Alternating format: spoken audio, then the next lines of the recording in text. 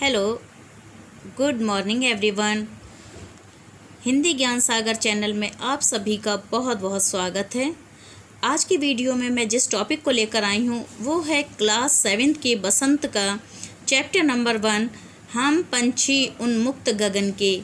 ये जो पाठ है ये कविता है और इसमें इस कविता में जो बताया गया है कि हम पंछी उन्मुक्त गगन के, यानी वो खुले हुए आसमान के पक्षी इसमें जो बता रहे हैं कि हम कैसे पक्षी हैं कि हम हैं खुले हुए आसमान के।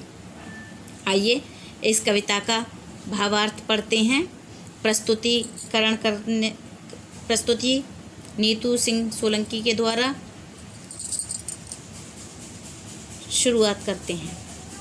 हम पंछी उन्मुक्त गगन के, पिंजरबद्ध ना गा पाएंगे, कनक तीलियों से टकराकर पुलकित पंख टूट जाएंगे। संदर्भ रहेगा इसमें कि प्रस्तुत काव्यांश या प्रस्तुत पंक्तियाँ हमारी पाठ्य पुस्तक बसंत के पाठ हम पंछी उन्मुक्त गगन के से ली गई हैं और इसके कवि का नाम है शिव मंगल सुमन। कविता बहुत अच्छी है। इसमें स्वतंत्रता के बारे में बताया गया है कि स्वतंत्रता सिर्फ इंसानों को ही नहीं, मानव को ही नहीं, स्वतंत्रता हर किसी को, पक्षियों को भी प्यारी होती है।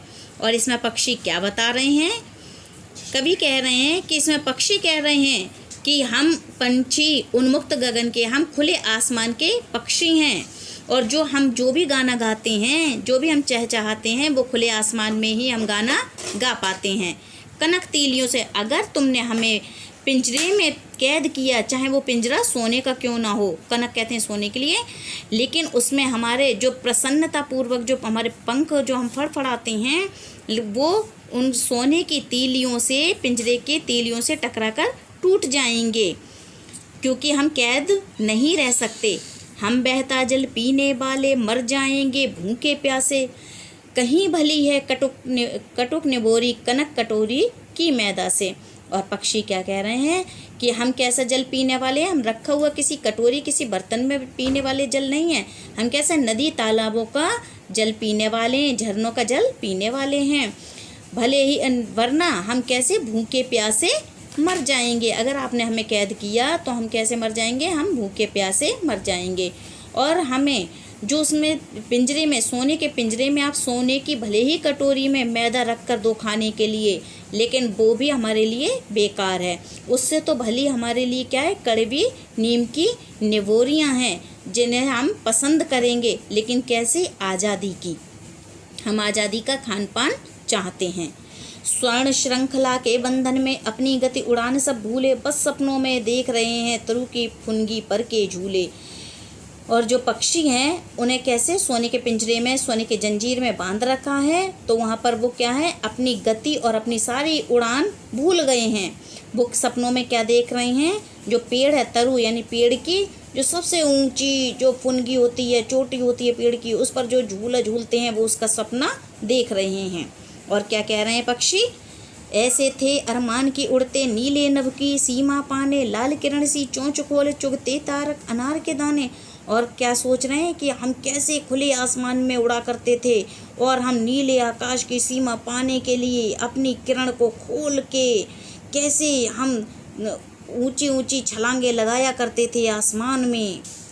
जैसे पक्षी अपने चोंच को खोलकर अनार के दाने चुगता है, वैसे ही वो तारों की ओर लपकते हुए ऊंचे आसमान पर उड़ते ही हम चले जाते थे।